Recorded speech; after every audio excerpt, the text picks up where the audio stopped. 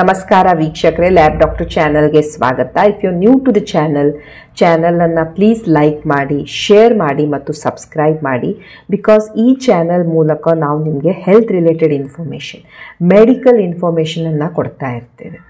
ಇವತ್ತಿನ ವಿಡಿಯೋದಲ್ಲಿ ನಾವು ಒಂದು ಅಸುರಕ್ಷಿತ ಲೈಂಗಿಕ ಸಂಬಂಧವಾದ ಮೇಲೆ ಈ ಕಾಮನ್ಲಿ ಯಾವ ಈ STDs ಅಥವಾ ಈ ಲೈಂಗಿಕವಾಗಿ ಹರಡುವಂಥ ರೋಗಗಳನ್ನು ನಾವು ಟೆಸ್ಟ್ ಮಾಡ್ಕೊಳ್ಬೇಕು, ಇದರ ಬಗ್ಗೆ ಸ್ವಲ್ಪ ಮಾಹಿತಿಯನ್ನು ಪಡೆದುಕೊಳ್ಳೋಣ. ಕೆಲವೊಮ್ಮೆ ಏನಾಗತ್ತೆ, ಒಂದು ಅಸುರಕ್ಷಿತ ಲೈಂಗಿಕ ಸಂಬಂಧ ನಡೆದು ಹೋಗುತ್ತೆ ಆ್ಯಂಡ್ ಅದಾದ ನಂತರ ಒಂದು ಹೆದರಿಕೆ ಶುರುವಾಗತ್ತೆ. ತನಗೇನಾದ್ರೂ ಯಾವುದಾದ್ರೂ ಲೈಂಗಿಕವಾಗಿ ಹರಡುವಂತಹ ರೋಗ ಬಂದಿರಬಹುದು ಏನು ಅಂತ. ಮೇನ್ಲಿ ಜನರಿಗೆ ಗೊತ್ತಿರುವಂಥದ್ದು HIV. ಸೊ ಅವರು ಅದ್ರ ಬಗ್ಗೆ ಹೆದರ್ತಾ ಇರ್ತಾರೆ. ಬಟ್ ಕೆಲವೊಂದು ಅದರ್ STDs ಸಹ ಇದ್ದಾವೆ, ಕಾಮನ್ಲಿ ನಾವು ನೋಡ್ತಾ ಇರ್ತೇವೆ. ಇವು ಸಹ ಇಂಪಾರ್ಟೆಂಟ್ ಇರ್ತವೆ ಯಾವಾಗ ಒಂದು ಅಸುರಕ್ಷಿತ ಲೈಂಗಿಕ ಸಂಬಂಧವಾಗಿರುತ್ತೆ. ಸೊ ಈ STDs ಏನಿದ್ದಾವೆ, ಈ ಲೈಂಗಿಕವಾಗಿ ಹರಡುವಂಥ ರೋಗಗಳು ಜಸ್ಟ್ ವಜೈನಲ್ ಸೆಕ್ಸ್ ಮಾತ್ರ ಅಲ್ಲ, ಯೋನಿಯ ಮುಖಾಂತರ ಸೆಕ್ಸ್ ಮಾಡೋದ್ರಿಂದ ಮಾತ್ರ ಅಲ್ಲ. ಗುದ ಸಂಭೋಗದಿಂದ ನಿಮಗೆ STD ಬರ್ತಾ ಇರ್ಬೋದು, ಮುಖಮೈಥುನದಿಂದ STDs ಬರ್ತಾ ಇರ್ಬೋದು, ಕೆಲವೊಂದು STDs ಈ ಕಿಸ್ ಮಾಡೋದ್ರಿಂದ ಬರ್ತಾ ಇರ್ಬೋದು, ಕ್ಲೋಸ್ ಕಾಂಟ್ಯಾಕ್ಟಿಗೆ ಬಂದಾಗ ನಿಮಗೆ ಬರ್ತಾ ಇರ್ಬೋದು. ತಾಯಿಗೆ ಆ ಥರದ ರೋಗ ಇತ್ತು ಅಂತ ಹೇಳಿದ್ರೆ ಮಗುವಿಗೂ ಸಹ ಆ ಥರದ ರೋಗ ಟ್ರಾನ್ಸ್ಮಿಟ್ ಆಗ್ತಾ ಇರ್ಬೋದು. ಸೊ ಇವೆಲ್ಲ ರೀತಿಯಿಂದ ನಿಮಗೆ STDs ಬರ್ಬೋದು. ಸೊ STDs ಅಲ್ಲಿ ಸುಮಾರು STDs ಇದಾವೆ. HIV ಇದೆ, ಹೆಪಟೈಟಿಸ್ B ಇದೆ, HCV ಇದೆ, ಸಿಫಿಲಿಸ್ ಇದೆ, HPV ಇದೆ, ಹರ್ಪಿಸ್ ಇದೆ, ಕ್ಲೆಮೀಡಿಯಾ ಇದೆ, ಗೊನೋರಿಯಾ ಇದೆ. ಸೊ ಸುಮಾರಷ್ಟು STDs ಇರ್ತವೆ. ಬಟ್ ನಾವು ಒಂದು 4 STDs ಅನ್ನು ಕಾಮನ್ಲಿ ನಾವು ಟೆಸ್ಟ್ ಮಾಡ್ತಾ ಇರ್ತೇವೆ. ಅದು ಒಂದು ಅಸುರಕ್ಷಿತ ಲೈಂಗಿಕ ಸಂಬಂಧವಾದ ಮೇಲೆ ಇರ್ಬೋದು, ಅಥವಾ ನೀವೇನಾದರೂ ಬ್ಲಡ್ಡನ್ನು ಕೊಡ್ತಾ ಇದ್ದೀರಾ, ಬ್ಲಡ್ ಟ್ರಾನ್ಸ್ಫ್ಯೂಷನ್ ಆಗ್ತಾ ಇದೆ ಆ್ಯಂಡ್ ನೀವು ಬ್ಲಡ್ ಡೊನೇಟ್ ಮಾಡಿದ್ದೀರಾ ಅಂದಾಗ ಈ ಥರದ STDs ಅನ್ನು ನಾವು ಡೆಫಿನೆಟ್ಲಿ ಸ್ಕ್ರೀನ್ ಮಾಡ್ತೇವೆ. ಯಾಕಂದರೆ ನಿಮಗೆ ಆ ರೋಗ ಇತ್ತು ಅಂದಾಗ ನಿಮ್ಮಿಂದ ಈ ರಕ್ತದ ಮೂಲಕ ಬೇರೆಯೊಬ್ಬರಿಗೆ ಅದು ಟ್ರಾನ್ಸ್ಮಿಟ್ ಆಗಬಾರ್ದು ಅಂತ ನಾವು ಈ ಥರದ STDs ಅನ್ನು ಸ್ಕ್ರೀನ್ ಮಾಡ್ತಾ ಇರ್ತೇವೆ. ಆ್ಯಂಡ್ ನಾನು ಹೇಳಿದ ಹಾಗೆ ತಾಯಿಯಿಂದ ಮಗುವಿಗೆ ಈ ರೋಗಗಳು ಬರ್ಬೋದು. ಆದ್ದರಿಂದ ಒಂದು ಹೆಣ್ಮಗಳು ಪ್ರೆಗ್ನೆನ್ಸಿ ಯಾವಾಗ ಅವಳು ಆಗ್ತಾಳೆ ಆವಾಗ ನಾವು ಈ STDs ಅನ್ನು ಡೆಫಿನೆಟ್ಲಿ ಸ್ಕ್ರೀನ್ ಮಾಡೇ ಮಾಡ್ತೇವೆ, ಈ 4 STDs ಅನ್ನು. ಬಿಕಾಸ್ ಸಪೋಸ್ ಅಲ್ಲಿ ಏನಾದರೂ ಪಾಸಿಟಿವ್ ಇತ್ತು ಅಂದರೆ ನಾವು ಔಷಧಿಗಳ ಮೂಲಕ, ಟ್ರೀಟ್ಮೆಂಟ್ ಮೂಲಕ ಅವಳಿಂದ ಅವಳ ಮಗುವಿಗೆ ಸ್ಪ್ರೆಡ್ಡನ್ನು ತಡೆಯಬಹುದು. ಸೊ ನಮಗೆ STD ಇದೆ ಅಂತ ಹೇಗೆ ಗೊತ್ತಾಗತ್ತೆ? ನಮಗೇನಾದರೂ ಲಕ್ಷಣ ಬರ್ತಾವ, ನಮಗೇನಾದ್ರೂ ಸಿಂಪ್ಟಮ್ಸ್ ಇರ್ತಾವ ಅಂತ ಕೆಲವೊಮ್ಮೆ ಕ್ವೆಶನ್ ಬರ್ತಾ ಇರುತ್ತೆ. ಸೊ ದ ಓನ್ಲಿ ವೇ ನಿಮಗೆ STD ಇದೆಯೋ ಇಲ್ವೋ ಅಂತ ಗುರ್ತು ಮಾಡ್ಕೊಳ್ಳೋದು, ನಿಮಗೆ ನೀವು ಟೆಸ್ಟಿಂಗನ್ನು ಮಾಡಿಕೊಂಡಾಗ. ನಿಮಗೆ ಒಂಥರ ಅಸುರಕ್ಷಿತ ಲೈಂಗಿಕ ಸಂಬಂಧ ಆಗಿದೆ ಆ್ಯಂಡ್ ನಿಮಗೆ ಹೆದರಿಕೆ ಇದೆ. ಸೊ ನಿಮಗೆ ಲಕ್ಷಣಗಳು ಬರಲಿ ಬರದೇ ಇರಲಿ, ನಿಮ್ಗೆ ಇದೆಯೋ ಇಲ್ವೋ ಅನ್ನೋದು ನಾವು ನಿಮ್ಮ ಯಾವುದೇ ಲಕ್ಷಣಗಳ ಮೇಲೆ ಹೇಳ್ತಾ ಇರೋದಿಲ್ಲ. ನಿಮಗೆ ಎಲ್ಲ ಲಕ್ಷಣ ಇತ್ತು ಆದರೆ ನಾವು ನಿಮ್ಮ ಟೆಸ್ಟ್ ಮಾಡಿದಾಗ ನಿಮ್ಮ ಟೆಸ್ಟ್ ಎಲ್ಲ ನೆಗೆಟಿವೇ ಬರ್ತಾ ಇದೆ ಅಂದರೆ ನಿಮಗೆ ಆ ರೋಗ ಇಲ್ಲ ಅಂತಾನೆ ಅರ್ಥ. ಸೊ ಲಕ್ಷಣಗಳು ಇಂಪಾರ್ಟೆಂಟ್ ಇರ್ತವೆ, ಬಟ್ ಲಕ್ಷಣಗಳ ಮೇಲೇನೆ ಈ ರೋಗಗಳನ್ನು ನಾವು ಪತ್ತೆ ಹಚ್ತಾ ಇರೋದಿಲ್ಲ. ಸೊ ಇವುಗಳನ್ನು ಡಯಾಗ್ನೋಸ್ ಮಾಡಬೇಕಾದ್ರೆ ನೀವು ಟೆಸ್ಟಿಂಗನ್ನು ಮಾಡ್ಕೊಳ್ಬೇಕು. ಸೊ ಸಪೋಸ್ ನನಗೆ ಈ ಥರದ STD ಇದ್ದರೆ ಏನೇನು ಲಕ್ಷಣಗಳು ಬರ್ಬೋದು? ಒಂದು, ನಿಮಗೆ ಈ ಯೋನಿಯಲ್ಲಿ ತುರ್ಕೆ ಬರಲಿಕ್ಕೆ ಶುರು ಆಗ್ಬೋದು, ಡಿಸ್ಚಾರ್ಜ್ ಜಾಸ್ತಿ ಆಗಲಿಕ್ಕೆ ಶುರು ಆಗ್ಬೋದು, ಅಥವಾ ನಿಮಗೆ ಯೂರಿನನ್ನು ಪಾಸ್ ಮಾಡ್ತಾ ಇರಬೇಕಾದ್ರೆ ಅಲ್ಲಿ ಉರಿಯೋದು, ಅಥವಾ ನಿಮ್ಮ ಪ್ರೈವೇಟ್ ಪಾರ್ಟ್ಸಲ್ಲಿ ನಿಮಗೆ ರ್ಯಾಷಸ್ ಬರೋದು, ಈ ಥರ ಗುಳ್ಳೆಗಳ ಥರ ಏಳೋದು, ಆ ಥರ ಆಗ್ತಾ ಇರ್ಬೋದು. ಗಂಡಸರಲ್ಲಿ ಈ ಶಿಶ್ನದ ಭಾಗದಲ್ಲಿ ಕೆಲವೊಂದು ಗುಳ್ಳೆಗಳು ಏಳ್ಬಹುದು, ತೊಡೆ ಸಂದಿಯಲ್ಲಿ ಕೆಲವೊಮ್ಮೆ ಈ ಶೀತಗಡ್ಡೆಗಳು ಊದ್ಕೊಳ್ಬಹುದು. ಸಂಬಂಧ ಮಾಡಬೇಕಾದ್ರೆ ನಿಮಗೆ ನೋವಾಗ್ತಾ ಇರಬಹುದು. ಕೆಲವೊಮ್ಮೆ ನೀವು ಈ ಗುದ ಸಂಭೋಗ, ಮುಖಮೈಥುನ ಮಾಡಿದರೆ ನಿಮ್ಮ ಬಾಯಿಯ ಸುತ್ತಲ ನಿಮಗೆ ಈ ಗುಳ್ಳೆಗಳು ಹೇಳ್ಬಹುದು, ಗುದದ್ವಾರದ ಸುತ್ತಲೂ ಗುಳ್ಳೆಗಳು, ಅಲ್ಸರ್ಸ್ ಆಗಬಹುದು. ಆ್ಯಂಡ್ ಕೆಲವೊಬ್ಬರಲ್ಲಿ ಏನೂ ಸಿಂಪ್ಟಮ್ಸ್ ಇರದೇ ಇರಬಹುದು. ಕೆಲವೊಬ್ಬರಲ್ಲಿ ಈ ಕೆಳ ಹೊಟ್ಟೆಯಲ್ಲಿ ನೋವು ಬರ್ಬೋದು, ಜ್ವರ ಬರ್ಬೋದು, ಮೈಕೈ ನೋವು ಬರ್ಬೋದು, ಈ ಥರದ್ದೆಲ್ಲ ಸಿಂಪ್ಟಮ್ಸ್ ಬರ್ಬೋದು. ಆ್ಯಂಡ್ ಕೆಲವೊಬ್ಬರಲ್ಲಿ ಯಾವುದೇ ಲಕ್ಷಣಗಳು ಕಾಣದೇ ಇರಬಹುದು. ನಾವು 4 ಕಾಮನ್ STDs ಅನ್ನು ಯೂಶ್ವಲಿ ಟೆಸ್ಟ್ ಮಾಡ್ಕೊಳ್ಳಿಕ್ಕೆ ಹೇಳ್ತೇವೆ. ಯಾವಾಗ ನೀವು ಟೆಸ್ಟ್ ಮಾಡ್ಕೊಳ್ಬೇಕು? ನೀವು ಯೂಶ್ವಲಿ ಈ ಥರದ ಸೆಕ್ಷುವಲ್ ಎನ್ಕೌಂಟರ್ ಆದ ಒಂದು 4 ವಾರಕ್ಕೆ ಈ ಟೆಸ್ಟ್ಗಳನ್ನು ಮಾಡಿಕೊಳ್ಬೇಕು.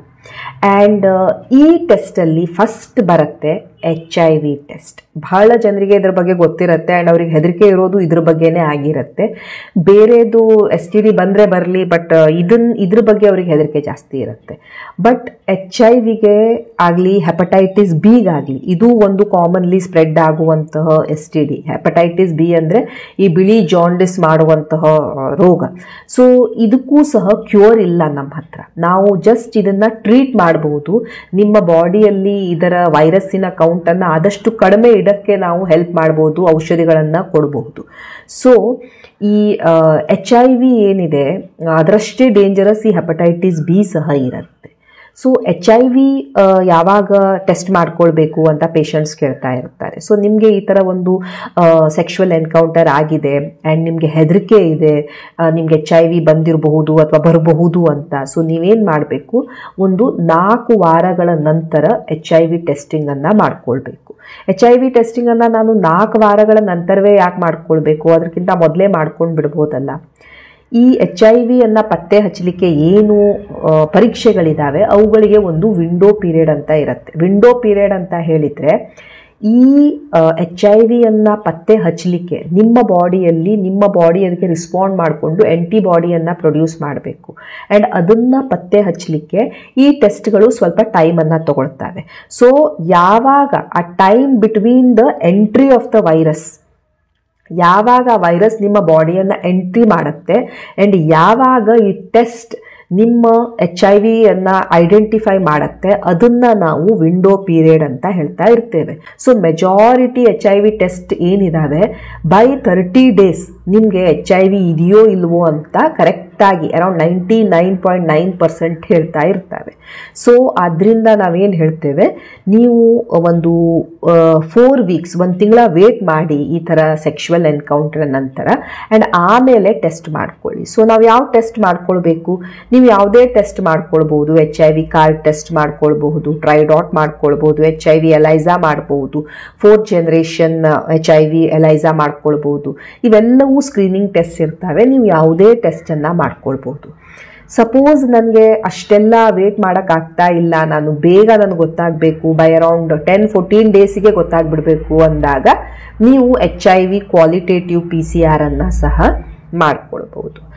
But yes, that was about testing for HIV. So HIV ಲಕ್ಷಣಗಳ ಮೇಲೆ ನೀವು ಕಾಯ್ತಾ ಇರಬೇಡಿ. ನನಗೆ ಸ್ವಲ್ಪ ಗಂಟಲು ನೋವು ಬಂದಂಗಾಯಿತು, ನನಗೆ ಸ್ವಲ್ಪ ನೆಗಡಿ ಆದಂಗಾಯಿತು, ಸೊ ನನಗೆ HIV ಇದೆ, ಆ ರೀತಿ ಆಗೋದಿಲ್ಲ. ನಿಮಗೆ ಈ ಥರ ಅಸುರಕ್ಷಿತ ಲೈಂಗಿಕ ಸಂಬಂಧ ಆಗಿದೆ ಆ್ಯಂಡ್ ನಿಮಗೊಂದು ಹೆದರಿಕೆ ಇದೆ ಅಥವಾ ಹೆದರಿಕೆ ಇರದೇ ಇದ್ದರೂ ಸಹ ನೀವು ಟೆಸ್ಟಿಂಗನ್ನು ಮಾಡ್ಕೊಳ್ಬೇಕು. ಸೊ ದ್ಯಾಟ್ ನೀವು ಶ್ಯೂರ್ ಆಗ್ಬೋದು ನಿಮಗೆ HIV ಇಲ್ಲ ಅಂತ. So that was about testing for HIV. ಈಗ ನೆಕ್ಸ್ಟ್ ಬರುತ್ತೆ ಹೆಪಟೈಟಿಸ್ ಬಿ. ಈ ಹೆಪಟೈಟಿಸ್ ಬಿ ಅನ್ನೋದು ಸಹ ಒಂದು ವೈರಸ್ ಆ್ಯಂಡ್ ಇದರಿಂದ ಏನಾಗುತ್ತೆ, ಈ ಹೆಪಟೈಟಿಸ್ ಬಿ ಇಂದ ಈ ವೈಟ್ ಜಾಂಡಿಸ್, ಲಿವರಿನ ಪ್ರಾಬ್ಲಮ್ಸ್ ಬರೋಕ್ಕೆ ಶುರು ಆಗುತ್ತೆ. ಇದು ಲಿವರ್ನ ಡ್ಯಾಮೇಜ್ ಮಾಡುವಂಥ ಒಂದು ವೈರಸ್. ಸೊ ಈ ಥರದ ವೈರಸ್ ಲಿವರಿಗೆ ಇನ್ಫೆಕ್ಟ್ ಆದಾಗ ಕೆಲವೊಮ್ಮೆ ಪೇಷಂಟಿಗೆ ಬಹಳ ಜಾಂಡಿಸ್ ಲೆವೆಲ್ಸ್ ತುಂಬ ಹೆಚ್ಚಿಗೆ ಆಗಿಬಿಡುತ್ತೆ. ಪೇಷಂಟ್ ಆ ಅತಿಯಾದ ಜಾಂಡಿಸ್ಸಿಂದಲೇ ಕೆಲವೊಮ್ಮೆ ಸಾವನ್ನಪ್ತಾ ಇರ್ತಾನೆ.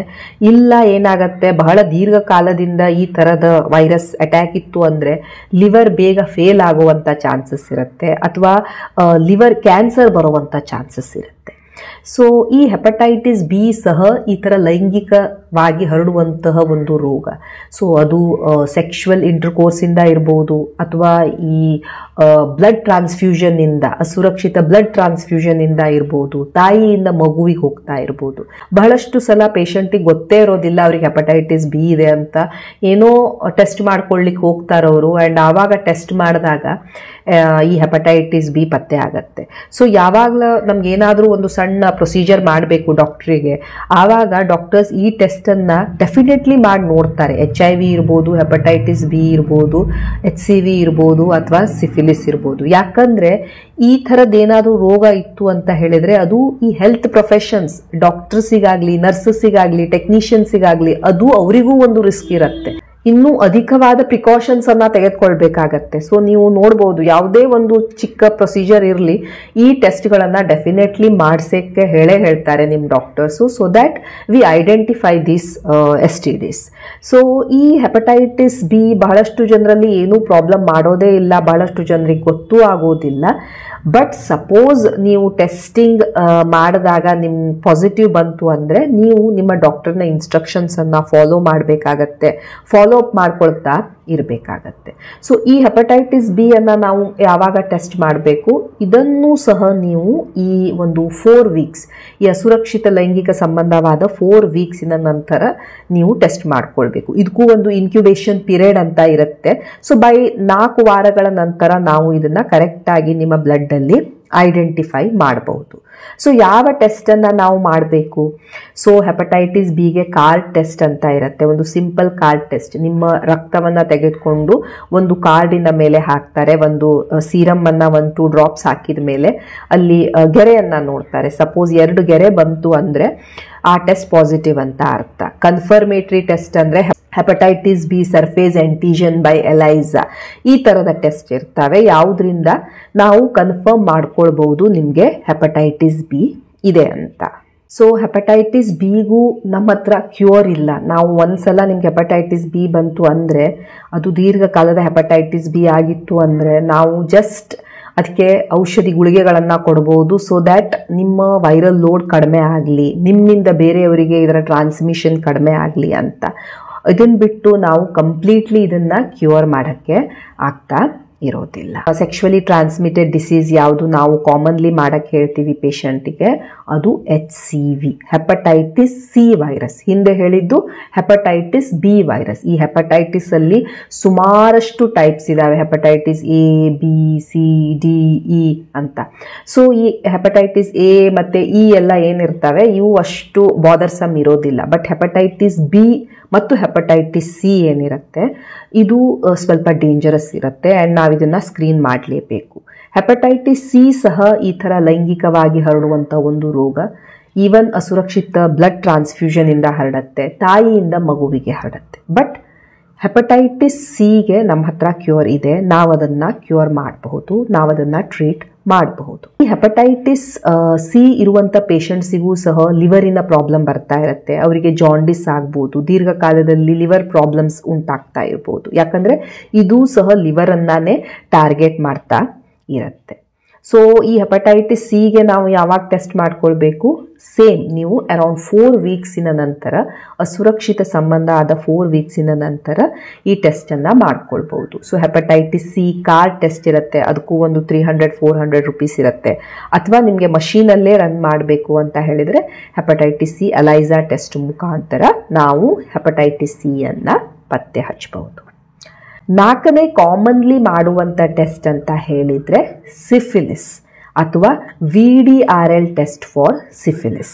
ಸೊ ಈ ಸಿಫಿಲಿಸ್ ಅನ್ನೋದು ಒಂದು ಟೈಪ್ ಆಫ್ ಬ್ಯಾಕ್ಟೀರಿಯಾ. ಈಗ ನಾನು ಹೇಳಿದ್ದೆಲ್ಲ virus, HIV virus, hepatitis B virus, HCV virus. ಈ ಸಿಫಿಲಿಸ್ ಏನಿದೆ ಇದು ಒಂದು ಬ್ಯಾಕ್ಟೀರಿಯಾ, ಟ್ರಿಪನಿಮಾ ಪ್ಯಾಲಿಡಮ್ ಅಂತ ಒಂದು ಬ್ಯಾಕ್ಟೀರಿಯಾ ಇದನ್ನು ಹರಡುತ್ತಾ ಇರುತ್ತೆ. ಸೊ ಈ ಸಿಫಿಲಿಸ್ ಏನಿದೆ ಒಂದು 3-4 ಸ್ಟೇಜಸ್ಸಲ್ಲಿ ಪಾಸ್ ಆಗ್ತಾ ಇರುತ್ತೆ. Primary syphilis, secondary syphilis, latent syphilis and tertiary syphilis ಅಂತ. ಸೊ ಈ ಸಿಫಿಲಿಸಿನ ಗುಡ್ ಥಿಂಗ್ ಅಂತ ಹೇಳಿದರೆ ಇದಕ್ಕೆ ಕ್ಯೂರ್ ಇದೆ. ನಮ್ಮ ಹತ್ರ ಪೆನ್ಸಿಲಿನ್ ಇಂಜೆಕ್ಷನ್ಸ್ ಇರ್ತವೆ, ಯಾವುದರಿಂದ ನಾವು ಇದನ್ನು ಕಂಪ್ಲೀಟ್ಲಿ ಕ್ಯೂರ್ ಮಾಡ್ಬೋದು. ಬಟ್ ಎಸ್, ಸಿಫಿಲಿಸನ್ನು ಬೇಗ ನಾವು ಪತ್ತೆ ಹಚ್ಚದೆ ಅಥವಾ ಸಿಫಿಲಿಸನ್ನು ಬೇಗ ಐಡೆಂಟಿಫೈ ಮಾಡಿ ಟ್ರೀಟ್ ಮಾಡದೇ ಇದ್ದರೆ ಅದು ಕಾಂಪ್ಲಿಕೇಶನ್ಸನ್ನು ಮಾಡ್ಬೋದು. ಪೇಷಂಟ್ಸಿಗೆ ಬಹಳಷ್ಟು ಅಂಗಾಂಗಗಳು ಡ್ಯಾಮೇಜ್ ಆಗ್ಬೋದು, ಅವರ ಹಾರ್ಟ್ ಆಗಲಿ, ಬೋನ್ಸ್ ಆಗಲಿ, ಬ್ರೈನ್ ಆಗಲಿ, ಇವೆಲ್ಲ ಡ್ಯಾಮೇಜ್ ಆಗುವಂಥ ಚಾನ್ಸಸ್ ಇರ್ತವೆ. ಸೊ ಆದ್ದರಿಂದ ನಾವು ಈ ಸ್ಕ್ರೀನಿಂಗನ್ನು ಸಹ ಕಂಪಲ್ಸರಿ ಮಾಡ್ಕೊಳ್ಳಿ ಅಂತ ಹೇಳ್ತಾ ಇರ್ತೇವೆ. ಸೊ ಸಿಫಿಲಿಸ್ಸಿಗೆ ಯಾವ ಟೆಸ್ಟ್ ಇರುತ್ತೆ? ಸಿಫಿಲಿಸ್ಸಿಗೆ ಇರುತ್ತೆ test VDRL, ವೆನರಲ್ disease research laboratory test. ಇದು ಒಂದು ಸ್ಕ್ರೀನಿಂಗ್ ಟೆಸ್ಟ್ ಆ್ಯಂಡ್ ಇದರಲ್ಲೂ ಸಹ ಈ ಪಾರ್ಟಿಕಲ್ಸನ್ನು ನೋಡ್ತಾರೆ, ಅದು ಎಗ್ಲೂಟಿನೇಷನ್ ಆಗ್ತಾ ಇದೆಯೋ ಇಲ್ವೋ ಅಂತ. ಎಗ್ಲೂಟಿನೇಷನ್ ಆಯಿತು ಅಂದರೆ ರಿಯಾಕ್ಟಿವ್ ಅಂತ ಕೊಡ್ತಾರೆ. ಎಷ್ಟು ಟೈಟರಿಗೆ ರಿಯಾಕ್ಟಿವ್ ಆಗ್ತಾ ಇದೆ, 1:8, 1:16 ಅಂತ ಈ ಥರ ಅದರ ಟೈಟರನ್ನು ಮೆನ್ಷನ್ ಮಾಡಿರ್ತಾರೆ. ಸಪೋಸ್ ಇಲ್ಲ ಅಂದರೆ VDRL ನಾನ್ ರಿಯಾಕ್ಟಿವ್ ಅಂತ ಕೊಡ್ತಾ ಇರ್ತಾರೆ. ಸಪೋಸ್ VDRL ಪಾಸಿಟಿವ್ ಬಂತು ಅಂದರೆ ಅದನ್ನು ಕನ್ಫರ್ಮ್ ಮಾಡ್ಕೊಳ್ಳಿಕ್ಕೆ ನಾವು ಇನ್ನೊಂದು ಕನ್ಫರ್ಮೇಟರಿ ಟೆಸ್ಟ್ TPHA ಅಂತ ಹೇಳ್ತಾ ಇರ್ತೇವೆ. ಸೊ ಸಿಫಿಲಿಸ್ ಸಹ ಒಂದು ಇಂಪಾರ್ಟೆಂಟ್ STD.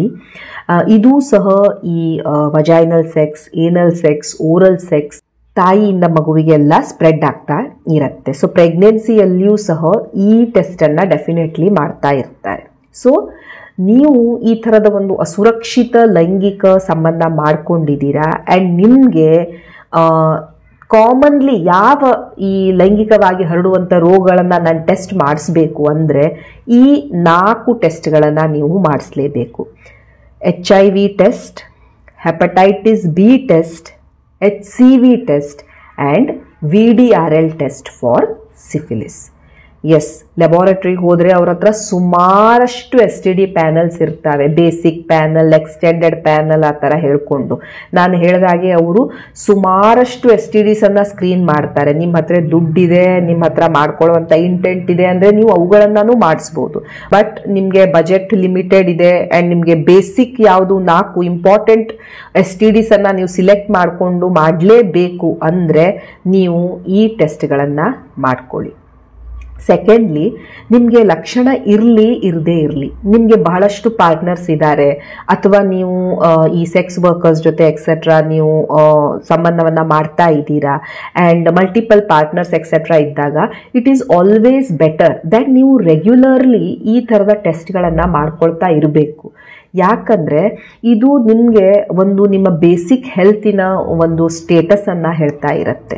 ಸೊ ಲಕ್ಷಣಗಳಿಗಾಗಿ ಕಾಯ್ತಾ ಇರಬೇಡಿ. ನಿಮಗೆ ರಿಸ್ಕ್ ಕ್ಯಾಟಗರಿಯಲ್ಲಿ ನೀವು ಬರ್ತಾ ಇದ್ದೀರಾ, ಯಾರ್ದೋ ಅನ್ನೋನ್ ಪರ್ಸನ್ ಜೊತೆ ನೀವು ಸಂಬಂಧ ಮಾಡ್ತಾ ಇದ್ದೀರಾ ಅಥವಾ ನೀವು ಒಂದು ಸೆಕ್ಸ್ ವರ್ಕರ್ ಜೊತೆ ಸಂಬಂಧ ಮಾಡ್ತಾ ಇದ್ದೀರಾ, ನೀವು ಈ ಥರ ಡ್ರಗ್ಸನ್ನು ತೆಗೆದುಕೊಳ್ತಾ ಇದ್ದೀರಾ, ಇಂಟ್ರಾವೀನಸ್ ನೀಡಲ್ಸನ್ನು ಯೂಸ್ ಮಾಡ್ತಾ ಇದ್ದೀರಾ, ಈ ಥರದ್ದೆಲ್ಲ ಇದ್ದಾಗ, ಹೆಲ್ತ್ ಕೇರ್ ಅಲ್ಲಿ ನೀವು ಕೆಲಸ ಮಾಡ್ತಾ ಇದ್ದೀರಾ, ಈ ಥರದ್ದೆಲ್ಲ ಇದ್ದಾಗ ಏನಾಗುತ್ತೆ, ನೀವು ಈ ಥರದ ಟೆಸ್ಟಿಂಗನ್ನು ಸ್ವಲ್ಪ ರೆಗ್ಯುಲರ್ ಆಗಿ ಮಾಡ್ಕೊಳ್ತಾ ಇರಬೇಕು. ಸೊ ದ್ಯಾಟ್ ಈ ಥರದ ಡಿಸೀಸ್ ಏನಾದರೂ ಇತ್ತು ಅಂದರೆ ನಾವು ಅರ್ಲಿ ಪಿಕ್ ಮಾಡಿ ಅದನ್ನು ಟ್ರೀಟ್ ಮಾಡಬಹುದು. Thank you so much for watching the video. Please like, share and subscribe the channel. Thank you.